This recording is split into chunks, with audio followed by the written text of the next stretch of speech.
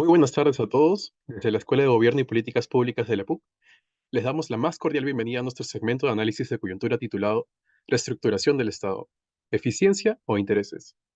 El Estado peruano está atravesando importantes cambios estructurales con la creación del Ministerio de Infraestructura y la fusión de los ministerios del Ministerio de la Mujer y Poblaciones Vulnerables y el Ministerio de Desarrollo e Inclusión Social. Estas transformaciones no solamente están redefiniendo la gobernabilidad, sino también las políticas sociales en nuestro país. Por ello, hemos creado este espacio de diálogo a distancia, consciente de la relevancia que este tema tiene en el sector. Nuestro objetivo es recopilar las perspectivas y comentarios de los servidores públicos tanto de Perú como del extranjero sobre estos sucesos coyunturales. Quiero destacar la importancia de su participación en este evento. Los invitamos a compartir sus preguntas, dudas o comentarios a través de nuestra sección de preguntas y respuestas en la parte inferior del Zoom. Nuestro especialista las abordará a lo largo de la sesión, enriqueciendo así el diálogo. Este espacio será liderado por el magíster Flavio Aucejo, quien cuenta con una destacada trayectoria académica y profesional. Es magíster en Regulación y Servicios Públicos por la London School of Economics y en Política Pública en América Latina por la Universidad de Oxford. Licenciado en Economía por la PUC, ha sido miembro del Consejo Directivo de la Superintendencia Nacional de Servicios de Saneamiento. Actualmente se desempeña como director de formación continua en la Escuela de Gobierno y Políticas Públicas de la PUC y como docente del curso de Planeamiento Estratégico en el sector público. Sin más preámbulos, le doy la bienvenida al profesor Auser. Profesor, adelante. Muy buenas noches, gracias Piero, muy buenas noches con todos y con todas y bienvenidas a este nuevo segmento, una nueva edición de este segmento de análisis de coyuntura. Esta vez analizando los temas que han venido ocurriendo en los últimos días, pues claramente eh, algo que se viene discutiendo desde ya hace varias semanas y ahora recientemente es una discusión que se ha reavivado, es por un lado, creación de ministerios, estamos hablando del Ministerio de Infraestructura, y la fusión de otros ministerios. Estamos hablando de la anunciada fusión del Ministerio de la Mujer y Poblaciones Vulnerables y el Ministerio de Desarrollo e Inclusión Social. Y a la discusión se ha agregado en las últimas horas, digamos, también la posibilidad de la fusión entre el Ministerio de la Producción, Produce y el Ministerio de Comercio Exterior y Turismo, MINCETUR, ¿no? Entonces, estamos frente a una, yo me atrevería a decir, vorágine, digamos, de anuncios, ¿no? De cambios en la estructura del Estado y por eso hemos visto que dentro de los múltiples temas que han estado surgiendo en la coyuntura en las últimas 2 semanas, nos parecían que estos eran temáticas, digamos, que están recibiendo y van a recibir mucha atención mediática en los siguientes días y que representan también ajustes estructurales en la manera como se concibe el Estado. Los cambios fuertes, digamos, en la estructura del Estado ocurrieron en los años 90 durante la administración de Fujimori. Recordarán, eh, digamos, los cambios que se dieron con el proceso de privatización, la desaparición de ministerios y organizaciones, un cambio bastante intenso, digamos, que ocurre con toda la reingeniería que se realiza durante la administración Fujimori y los intentos de reforma del Estado, que pasaban por un ajuste y reajuste de la manera como el Estado entregaba servicios, ¿no?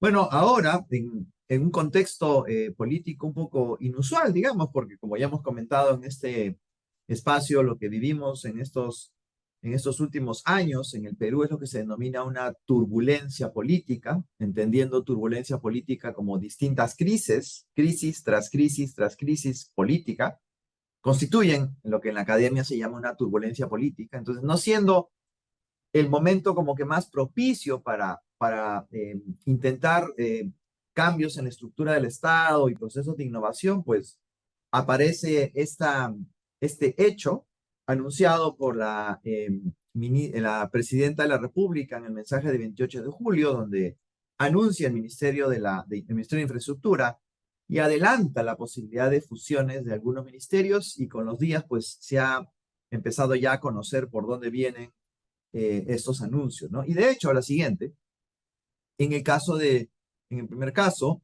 vemos es desde la propia responsabilidad ministerial, en el caso de el ministro de Desarrollo e Inclusión Social, Julio de Martini, que señala, ¿no? Y acá hay una cita textual de una declaración que él hace en el diario peruano: queremos fortalecer los objetivos de los sectores bajo un liderazgo poner en el centro realmente el trabajo, ejercicio público, eficiencia del Estado que llegue a los ciudadanos. Entonces, tomar nota con esta declaración, lo que nos están indicando es que en realidad la razón que impulsa estas ideas de fusión y también de hecho de la creación del Ministerio de Infraestructura es, punto número uno, el tema de mejorar la eficiencia en la acción estatal, ¿no?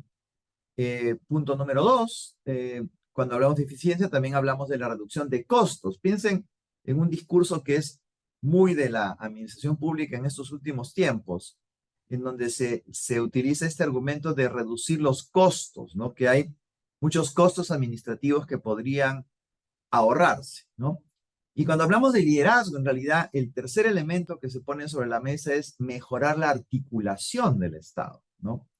Y por último, si ya lo asociamos al tema de infraestructura, también otro elemento que se habla mucho es el destrave. Entonces, en la narrativa del gobierno, lo que tenemos son estos cuatro elementos: reducción de costos, incremento de la eficiencia, mejora en la articulación, mejora en el destrave de las inversiones, ¿no? Bueno, esa es la narrativa, pero vamos a entrar un poquito en profundidad a ver qué cosa hay detrás de esa narrativa. La siguiente. Si miramos en términos presupuestales, solamente concentrándonos en esta función, ¿no? Eh, Cuando miramos el desempeño que tenemos del MIDIS en solamente una dimensión, que no es la mejor forma de verlo, la verdad, ya, pero digamos, es, la clásica forma de mirarlo es en términos de asignación presupuestal. Vemos pues claras diferencias en términos de montos, ¿no? El MIDIS es un ministerio donde, como vamos a ver en un segundo, están alojados los programas sociales, tiene un presupuesto para el 2023, un presupuesto de 6.370 millones. Este año el presupuesto asignado fue un poquito más, 6.645 millones, ¿no? Con un nivel de ejecución al 2024 que estando ya por entrar en septiembre, pues va un poquito más de la mitad, ¿no? Y probablemente porque los programas sociales son unidades pues que tienen un gasto permanente, digamos, ¿no? Son trenes en marcha, entonces tienen dinámicas de gasto que ya están totalmente comprometidas en las distintas intervenciones, ¿no? Claramente, digamos, el MIM palidece, digamos, para usar este término, en cuanto a su presupuesto, 874 millones en el 2023. Este año recibió un poco más, 1.000 millones, también con una inversión como al 50%, y probablemente también es la misma lógica, ¿no? En el MIM, vamos a ver, hay programas que son también trenes en marcha, ¿no?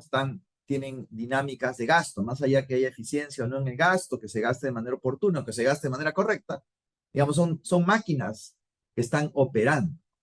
Y eso se puede ver la siguiente.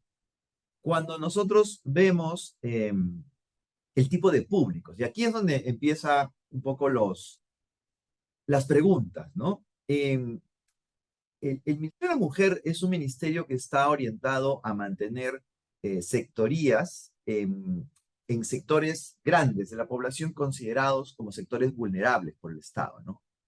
Tiene la rectoría sobre la atención del Estado a la mujer, ¿no? Promoviendo sin duda el tema de igualdad de género. Y un aspecto que está en la agenda pública en nuestro país ya desde hace muchos años, que es el tema de la violencia contra las mujeres, ¿no? Es una problemática, es un problema público. Todo este espacio está diseñado pensando en un problema público. Y de hecho, claramente el problema público que intenta atender el MIP es el problema de violencia contra las mujeres. El Estado peruano ha hecho, digamos, eh, ha dado señales de, por lo menos de voluntad política de querer responder a esta problemática con los centros de emergencia mujer, con un programa presupuestal orientado hacia esa temática, construido de una manera bastante robusta. Sin embargo, la percepción que tenemos es, y esto lo podemos contrastar con con los estudios que realizamos en el Observatorio de Democracia y Gobernanza que tenemos en la Escuela de Gobierno. Ese discurso no se condice ni con las acciones ni con los resultados en el tema de violencia contra la mujer. Esto significa en realidad que sí se necesita tener y darle una visibilidad a nivel de políticas públicas al tema de violencia contra las mujeres. Y eso es uno de los puntos centrales de acción por parte del Ministerio de la Mujer. El otro tema que también claramente es una población que requiere atención son niños, niñas, adolescentes, ¿no? Recuerden que en este momento en el país tenemos una coyuntura asociada a seguridad ciudadana que afecta a esta población, en el caso de los adolescentes principalmente, ¿no? Trata de personas vinculado a crimen organizado que afecta a mujeres jóvenes, pero también a hombres jóvenes, ¿no? El tema de poblaciones, digamos, que están en una situación de vulnerabilidad. Entonces, también claramente es necesario tener una rectoría efectiva sobre la población total de niños, niñas y adolescentes. Solamente en nuestro país, perdón, son 8 millones de niños, niñas y adolescentes los que están en la educación básica regular, 8 millones de los 23, ¿no? Y también poblaciones vulnerables. Aquí entra la rectoría sobre todos los adultos mayores, personas con discapacidad, las poblaciones o comunidades LGTBIQ+, ¿no? También, de hecho, entran pueblos originarios como comunidades nativas, ¿no? Entonces, el Ministerio de la Mujer tiene rectorías sobre sectores de la población que están en condición de vulnerabilidad, por definición del propio Estado. Distinto es el rol del MIDIS. El MIDIS es un ministerio que se crea durante la administración de Ollantumala, cuyo principal propósito fue mejorar la articulación en el trabajo del Estado. Este argumento que se dice mejorar la articulación, recuerden los 4 puntos que dije, el argumento de mejorar la articulación, bueno, resulta que el MIDIS se crea en la administración de Humala para justamente mejorar la articulación. Y de hecho, con todos sus espacios de mejora, uno de los elementos que ha permitido durante todos estos años poder trabajar en la reducción de la pobreza, con las dificultades que esto significa, ¿no? Y no tomando en cuenta los efectos de la pandemia, por supuesto, es la existencia del MIDIS y esa capacidad de articulación, ¿no? Entonces, atiende a población en situación de pobreza y pobreza extrema. No atiende a todos los adultos mayores, solamente la que están en situación de pobreza y pobreza extrema. No atiende a todas las poblaciones vulnerables, no, solamente aquella está en situación de pobreza y pobreza extrema, ¿no? Entonces, atiende a población en pobreza y pobreza extrema y también a familias, ¿no? En este caso, asociadas a actividades productivas como por ejemplo, Foncodes o Jacunguiña, ¿no? Y eso se traduce, la siguiente, por favor, en programas. Entonces, bien sabemos que los programas justamente es la forma como los ministerios pueden hacer ejecución presupuestal y tomar acción en la realidad. Los ministerios son organizaciones creadas con una lógica de rectoría, de establecer los lineamientos bajo los cuales el Estado va a funcionar. Y son en realidad los programas los que desarrollan las actividades que son servicios que recibe la población. Así tenemos en el MIDIS pues una cantidad importante de programas que van hacia poblaciones específicas, ¿no? Juntos, un programa que viene del gobierno de Toledo, ¿no? Que provee atención a familias en condición de pobreza y pobreza extrema, que tienen niños pequeños y que cumplen con determinadas condiciones, pensión 65, que atiende a población adulto mayor en pobreza y pobreza extrema, Cuna Más, que también atiende a niños antes del nido, también en familias con estas características, Jaliwarma, que atiende en realidad a toda la población que está en los colegios, ¿no? Foncodes, donde está justamente programas como Jacunguiñay, el programa Contigo, población vulnerable, que es población con algún tipo de discapacidad, y un programa que en realidad es uno de los, por lo menos me parece una de las expresiones de innovación más interesantes que hemos tenido en nuestro país, que es el programa País, ¿no?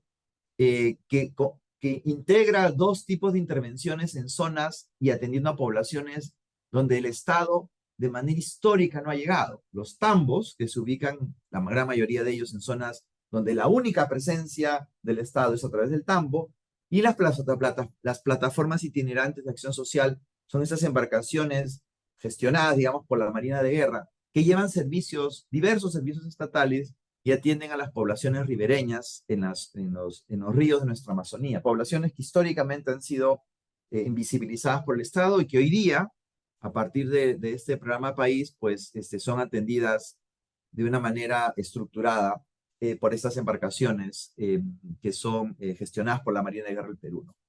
Y por otro lado tenemos al Ministerio de la Mujer. Eh, tres expresiones también que van hacia poblaciones vulnerables, ¿no? El CONADIS, que es la organización del Estado que atiende a la población con algún tipo de discapacidad. El INAVIF, ¿no? Se estima la población de niños, niñas y adolescentes que requieren atención del Estado en la lógica del INAVIF se estima más o menos en 100.000, ¿no? Los últimos datos disponibles. Y el programa de violencia contra las mujeres, ¿no? Que es el programa Aurora, un programa que está directamente enfocado hacia lo que significa la atención de este grupo vulnerable. Entonces, solamente mirando esta lámina, la del MIDIS, la del MIP, claramente nos damos cuenta que aquí la fusión de estas organizaciones, pues, nos hace por lo menos levantar la ceja, ¿no? Porque están orientadas a públicos distintos, con dinámicas completamente distintas, con un presupuesto uno muy pequeño, el otro muy grande, entonces como que no cierra la ecuación pensando sobre todo en este elemento que plantea eficiencia, ¿no? Juntarlos va a ser más eficiente la operación en estos públicos objetivos, no parece algo pertinente. Articulación. Eh, Piensen solo en uno de los programas, Pensión 65. El MIP tiene la rectoría sobre toda la población adulto mayor, esté en pobreza o no esté en pobreza, ¿ya? El MIDI solamente actúa sobre la población en pobreza, ¿correcto? Entonces, ¿quién va a tener la rectoría? O sea, ¿quién se queda con la rectoría? El MIM, que atiende a toda la población adulto mayor y es rector sobre toda la población, o el MIDIS, que solamente es rector sobre la población que esté en pobreza y pobreza extrema adulto mayor. ¿Cómo vamos a conjugar esas dos rectorías con equipos que tienen, equipos técnicos me refiero, con distintos niveles de especialización, ¿no? Entonces ahí esa fusión es una cosa un poco, por decirlo menos, requeriría un par de vueltas de tuerca, por decirlo menos, ¿no? Aunque en realidad, como vamos a retomar hacia el final, requiere mucho más, ¿no? La siguiente. Y solo por mencionar uno de los casos, que es los adultos mayores, ¿no? Y claro, si vamos ahora a la creación de ministerios, nos dejamos un poquito de lado la idea de la fusión y vamos hacia el Ministerio de Infraestructura. Una figura parecida. Estamos hablando de 14 programas en distintos sectores que suman un presupuesto de 14.000 millones de soles, ¿no? Es una organización que reúne a programas de muy poca vida, como la Autoridad Nacional de Infraestructura, que apenas creo que tiene como, no cumple ni un año de haberse sido creada y ya está siendo eventualmente absorbida por este Ministerio de Infraestructura, del cual ya hay un proyecto de ley, por supuesto. Tenemos programas cuyo desempeño pues no es el más óptimo, como el Programa Nacional de Inversión de Salud, el PRONIS, o el Programa Nacional de Infraestructura Educativa, el PRONIET. Si ustedes miran el trabajo del PRONIS y del PRONIET, claramente pues hay situaciones de altísimas ineficiencias, importantes espacios de mejora, ¿no es cierto? En la ejecución de ambos, que tienen ambas organizaciones.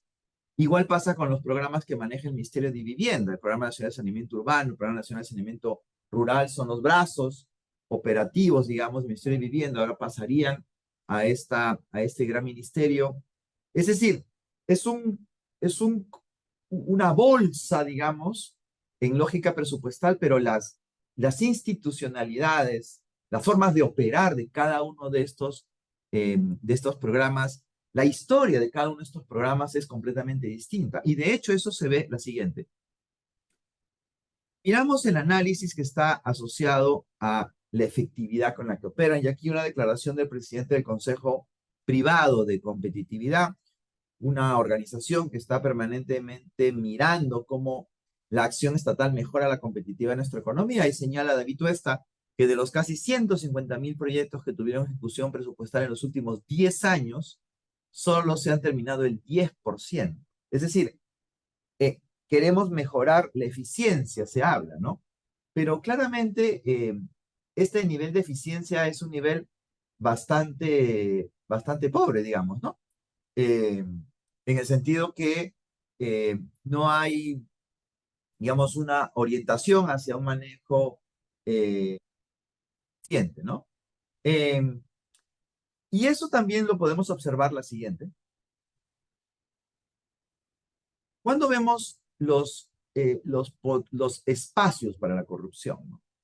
Es decir, un estudio realizado por la Contraloría determina pues el nivel de riesgo en 2.900 entidades y cuando vemos las que están consideradas dentro de esta lista, vemos que el espacio para corrupción en estas organizaciones es muy alto en buena parte de ellas, ¿no?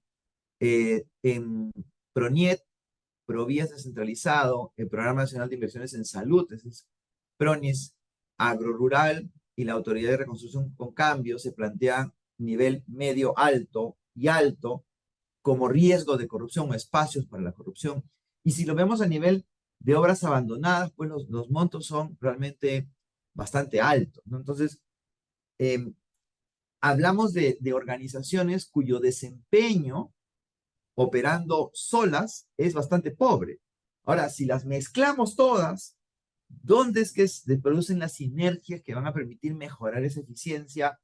Eso es algo pues que claramente genera un gran signo de interrogación, ¿no? La siguiente. Además, si vamos eh, a analizar lo que corresponde a las capacidades, ¿no? La ejecución no ocurre por arte de magia, la ejecución está a cargo de personas que tienen que tener esa capacidad para ejecución. Y un estudio de servir asociado a los responsables de la inversión nos muestra pues claramente que hay una tremenda necesidad de una mejora en las capacidades para poder operar con los sistemas de inversión del Estado, ratificado por un estudio del 2020 que desarrolló Servir, ¿no? Donde hace una evaluación de los responsables de ver la inversión en las entidades públicas y esos son los resultados que encontramos, ¿no? Es decir, eh, más de entre el 0 y el 50% requiere una capacitación de manera prioritaria en la función. 2.067 personas requieren una capacitación de toda la muestra que se tomó, ¿no? Entonces, claramente hay un importante déficit de capacidades para la inversión, lo cual explica por qué los niveles de ejecución y de éxito, digamos, en ejecución son tan bajos, ¿no? La siguiente. Y de hecho eso nos lleva a pensar, bueno, y si juntamos todo esto, ¿quiere decir que la cosa funcionaría? Bueno, hay serias dudas, ¿no? Y eso es lo que queremos un poco poner sobre la mesa, ¿no? Quisiera escucharles, o leerles en realidad, quisiera leerles para que me puedan decir, bueno, ¿qué piensan ustedes? ¿No? Aquí, este es un programa donde los leemos para conocer sus opiniones a partir de esta presentación de la coyuntura. ¿Cómo responderían a esta pregunta? ¿Qué piensan? Me gustaría escuchar sus puntos de vista, ¿no?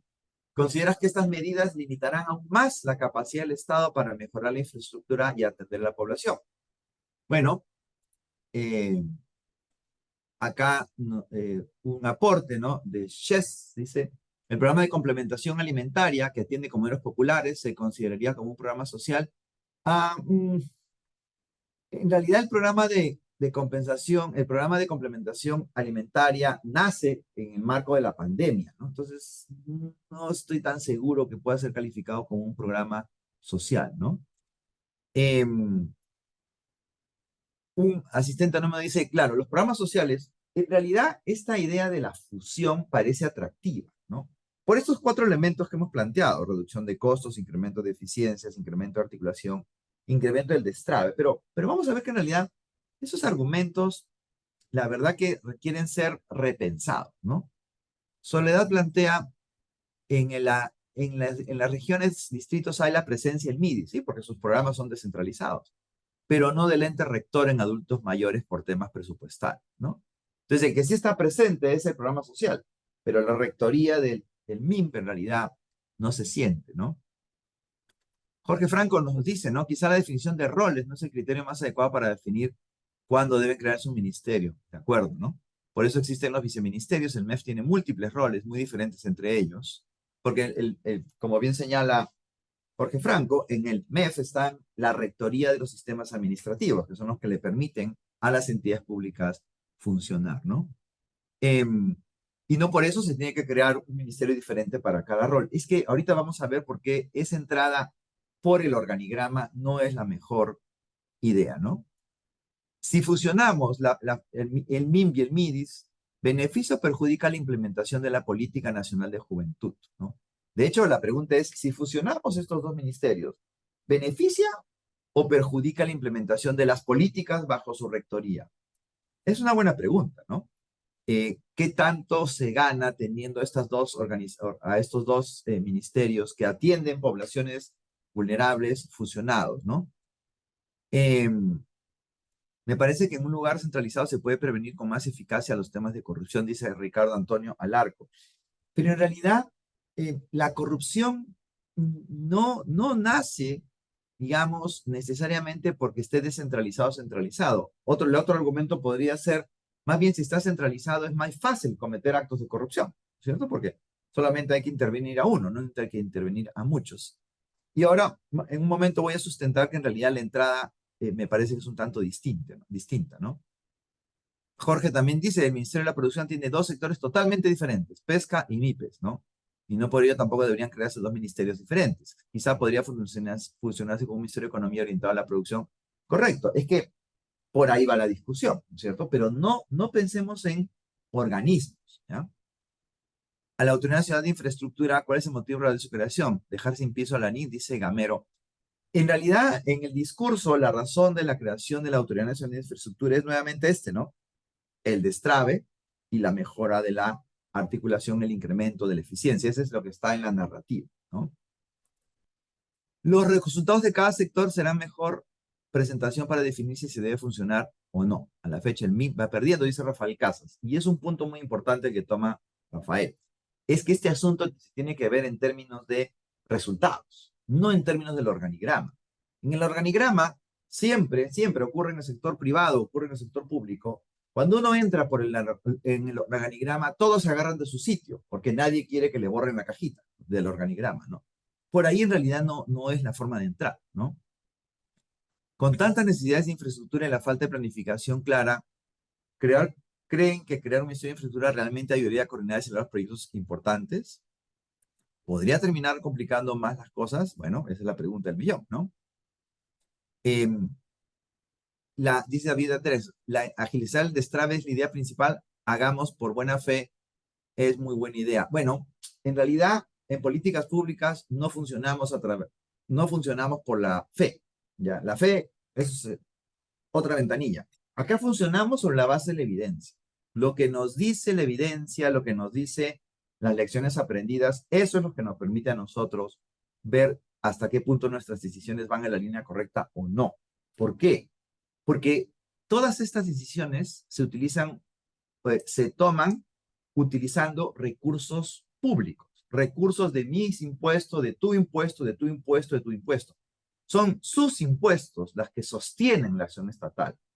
Y no sé ustedes, pero por lo menos yo no quiero que te timbeen con mis impuestos. Entonces, las decisiones que se tomen, no quiero que se hagan por fe. Quiero que se hagan porque son decisiones que de alguna u otra manera tienen una alta probabilidad de tener éxito, ¿no? Carmen Beamonde dice, definitivamente sí, se limitarán las capacidades del Estado, se licuarán las funciones y con ello se merma la intervención del Estado. Vamos a regresar sobre este asunto de licuar, me gusta el término que utiliza Carmen, ¿no? Mariela dice, veo que no hay un plan de trabajo serio en cuanto a la fusión de ministerios, es un poco probable que funcione eficientemente. Miren, toda acción gubernamental, toda política pública, necesita objetivos, necesita una estrategia, necesita un plan de acción, ¿no? Una de las piezas del plan de acción es cómo nos organizamos. No podemos empezar por primero definir cómo nos organizamos, cuando no sabemos exactamente qué es lo que queremos lograr, ¿no? José Mercado dice, exactamente, y al momento de la intervención directa, al encontrar un adulto mayor en estado de abandono, nadie se hace cargo por indicar que no es su función. Ese es justamente, como bien señala José, el asunto de la rectoría que no está clara. ¿Quién es el responsable? El, el ministerio que tiene al adulto en condición de pobreza y pobreza extrema o el ministerio que ve a todos los adultos mayores. Esa es una discusión que existe hace años y no se ha zanjado, ¿no? Dice Hilda Sandoval, incorpora el componente de los programas presupuestales. No están bien formulados y por eso la realidad de las poblaciones que atienden no cambia, ¿no? El tema de los programas presupuestales es un aspecto muy interesante y coincido con Hilda. No solamente han pasado por un proceso de reestructuración ya hace algunos años, sino además han pasado por un cambio metodológico significativo eh, y sí, efectivamente tienen un problema, hay espacios importantes de mejora en el diseño y espacios importantes de mejora en la implementación que pasan por un problema de articulación. Porque el problema no es que no haya plata, la plata hay, el asunto es esa capacidad de articulación del Estado que no se soluciona porque funcionas organismos o separas organismos o creas organismos. Eso tiene que ver con la gobernanza estatal, ¿no? Dice, tenemos un déficit fiscal, se demuestra que hay mucha ineficiencia y corrupción. Los resultados de estos ministerios no son óptimos, los indicadores de atención tampoco han mejorado, al contrario.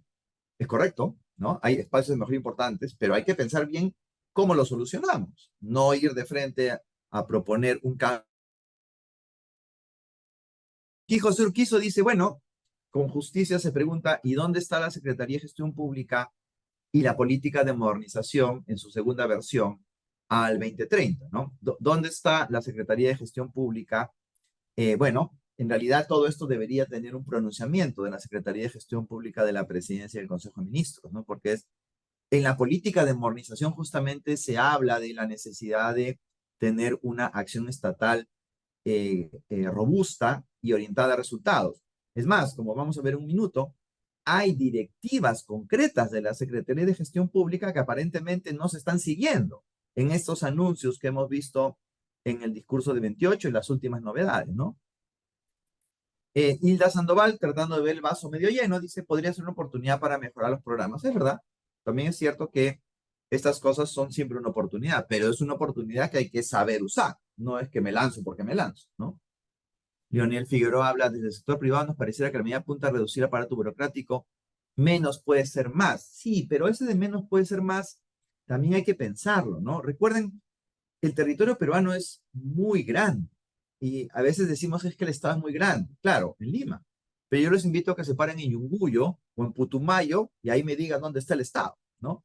Entonces creo que no es un problema de tamaño, es un problema de distribución, ¿no?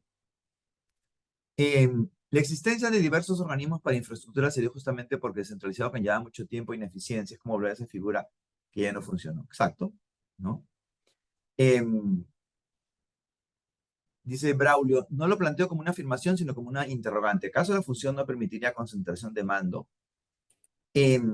Sí, ya, sí, pero la concentración de mando, el comando y control, en realidad se necesita en una mirada un poco más holística, ¿no? Porque como son funciones muy especializadas, no un solo actor puede saberlo todo. Y eso tiene que ver con un tema de articulación, ¿no?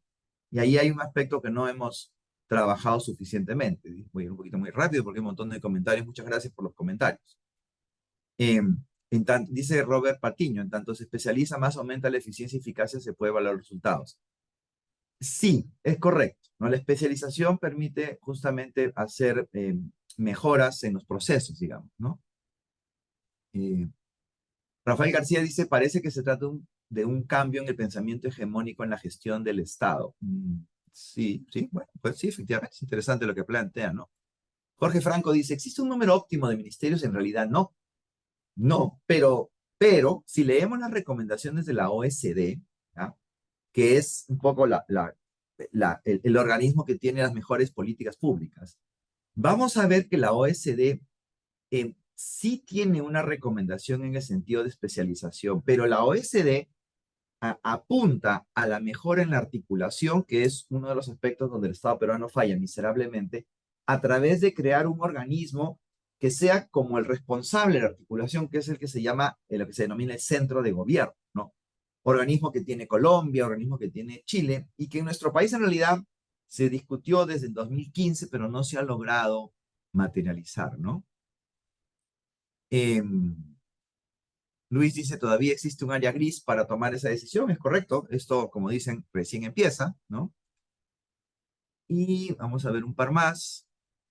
Eh, dice José Urquizo, ¿no? Los sistemas funcionales nacen por ley y tienen como propósito la articulación de la política pública. Es correcto, pero cuando vamos a la evidencia, lo que encontramos es que tenemos sistemas funcionales, que es donde se alojan las políticas públicas, sin una política nacional. Y tenemos la gran mayoría de políticas nacionales sin un sistema funcional. Entonces, aunque en el papel dice que cada política o cada sistema funcional está asociado a una política nacional, en la realidad tenemos muy pocos sistemas funcionales que tengan una política, y más bien tenemos sistemas funcionales sin política y políticas sin sistemas funcionales, ¿no? Ahí hay un problema ya de gestión. Muy bien, muchísimas gracias por sus comentarios. Está súper interesante lo que están planteando y comentando. Entonces, ¿qué podemos decir en relación a toda esta situación que hemos descrito? La siguiente. Hay varias cosas que podemos decir aquí. Primero que ya el Estado peruano, a través de la Secretaría de Gestión Pública, determina dos elementos relevantes, ¿no? Primero, la creación o fusión de organizaciones del Estado responde a la solución de un problema público e implica proponer al menos dos posibilidades e incluye análisis costo-beneficio y un análisis de impactos. Bueno, les cuento que nada de esto, esto que estamos viendo es algo que está en un reglamento, nada de esto ha ocurrido. ¿Cuál es el problema público que se intenta solucionar? El problema público no son la reducción de costos, no es el incremento de la eficiencia, no es el incremento de la articulación, no es el incremento del destrave. El problema público tiene que estar asociado a una situación de bienestar en la población. ¿Cuál es el problema de bienestar que estamos intentando solucionar? No lo sabemos, lo podemos intuir, pero no lo sabemos. Segundo, ¿dónde está la otra posibilidad? Porque el reglamento dice dos posibilidades. Una posibilidad es fusión, pero la fusión no es una respuesta a un problema público, que no sabemos cuál es. Entonces, si lo que queremos solucionar es el problema público, ¿cuáles son las dos posibilidades? Porque fusionar no es una respuesta a un problema público. Fusionar ni siquiera es una acción. Es una acción que forma parte de una estrategia que responde a objetivos. Entonces estamos yendo pues al punto, en una lógica de planeamiento, estamos yendo en el escalón 3, cuando ni siquiera hemos respondido el escalón 1, ¿no? Y naturalmente no hay análisis costo-beneficio ni análisis impactos. Esos análisis no los hemos visto. De hecho, lo que necesitaríamos acá es tener un análisis con una lógica sistémica y holística, no desde el organigrama. Lo que estaríamos nosotros en todo caso tratando de ver es si el servicio que entregan estas dos organizaciones, ministerios, a través de sus programas, está generando valor público o no. Esa es la pregunta de fondo. Tal como funcionan hoy día, ¿generan valor o no? Y para poder averiguar eso es que lo aterrizamos en análisis costo-beneficio, en análisis de impacto, ¿no? De hecho, para poder ver si esto funcionaría, lo que deberíamos hacer es aplicar lo que también regula el Estado peruano, un análisis de impacto regulatorio.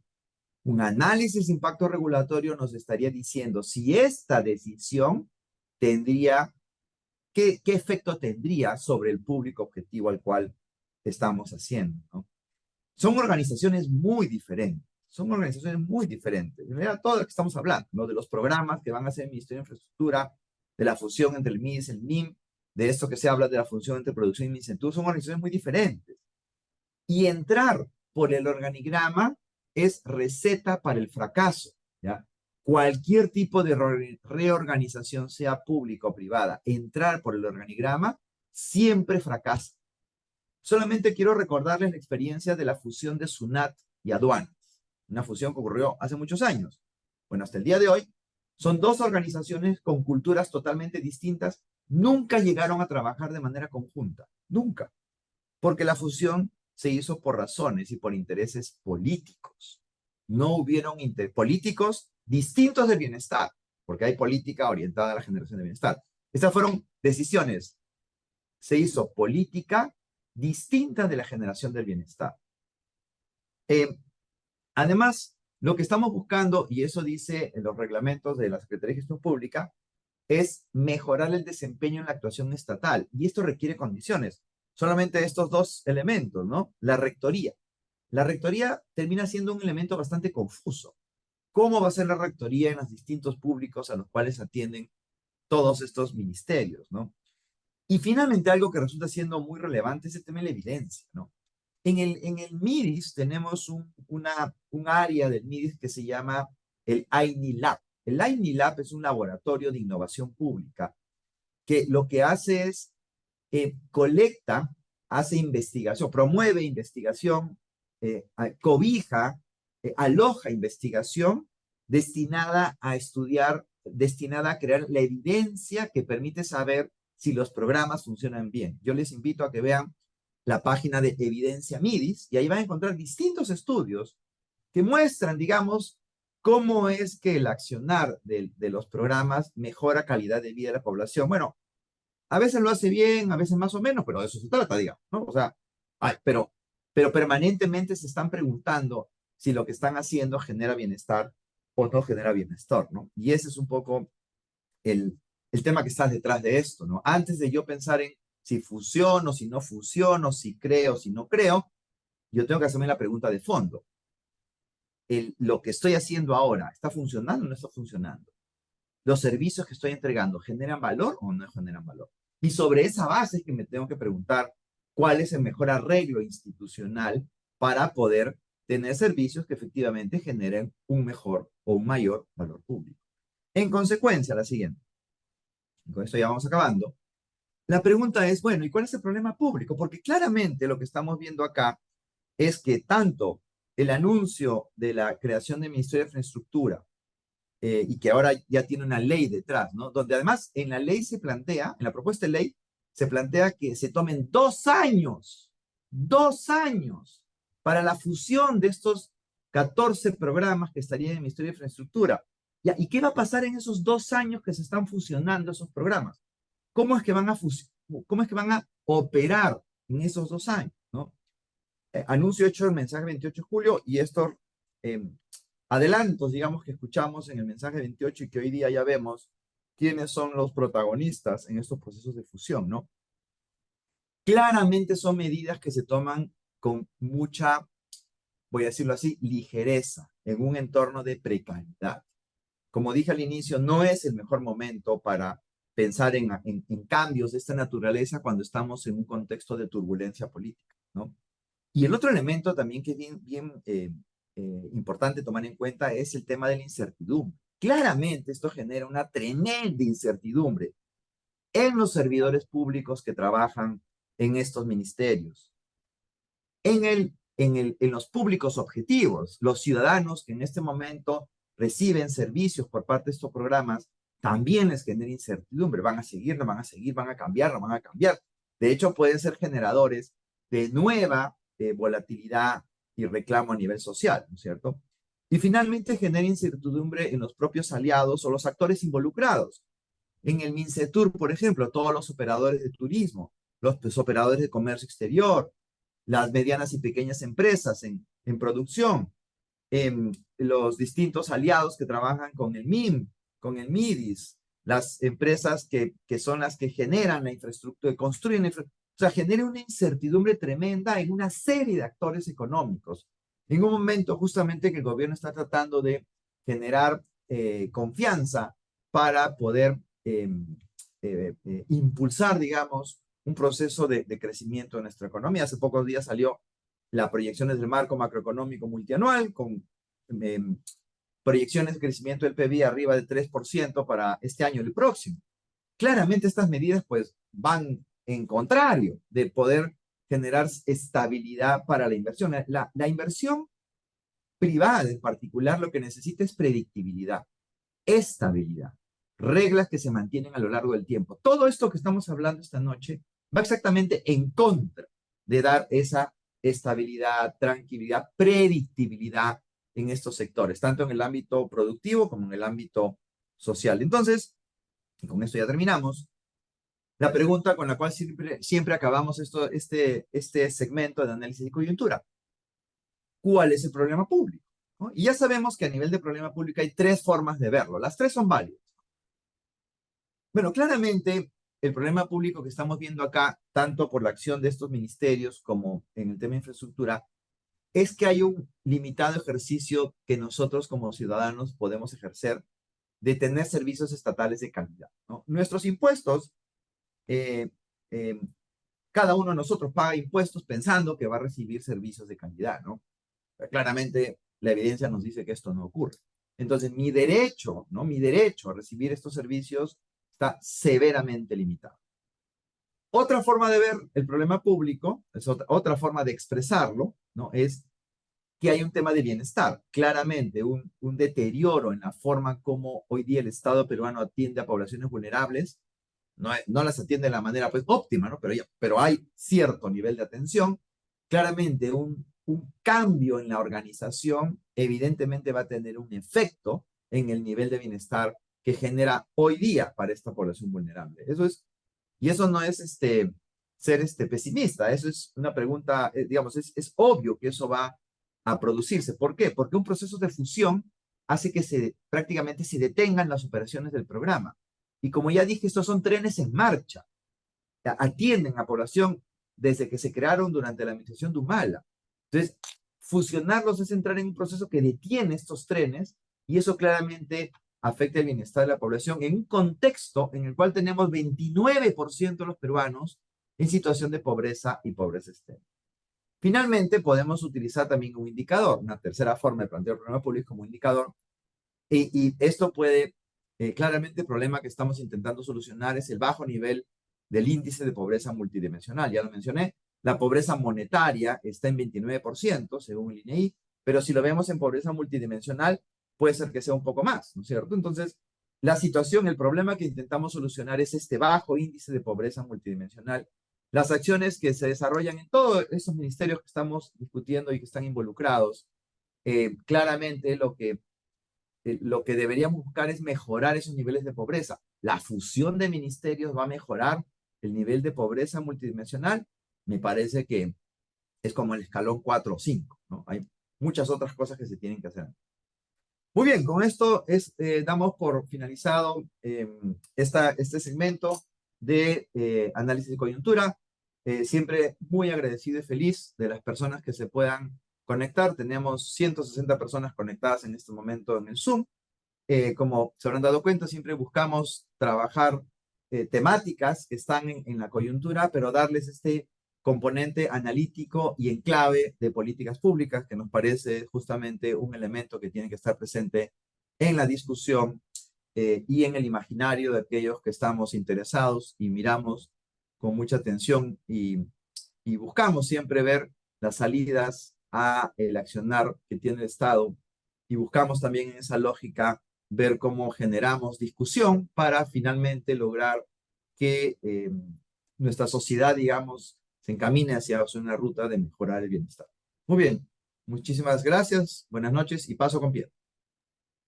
Muchas gracias, profesor, y muchas gracias también a todos los asistentes. Hemos dejado en el chat de Zoom el link de la página web de la Escuela de Gobierno y Políticas Públicas para que puedan conocer nuestras propuestas académicas y eventos gratuitos. Nos vemos en una siguiente edición de Análisis de Coyuntura. Buenas noches.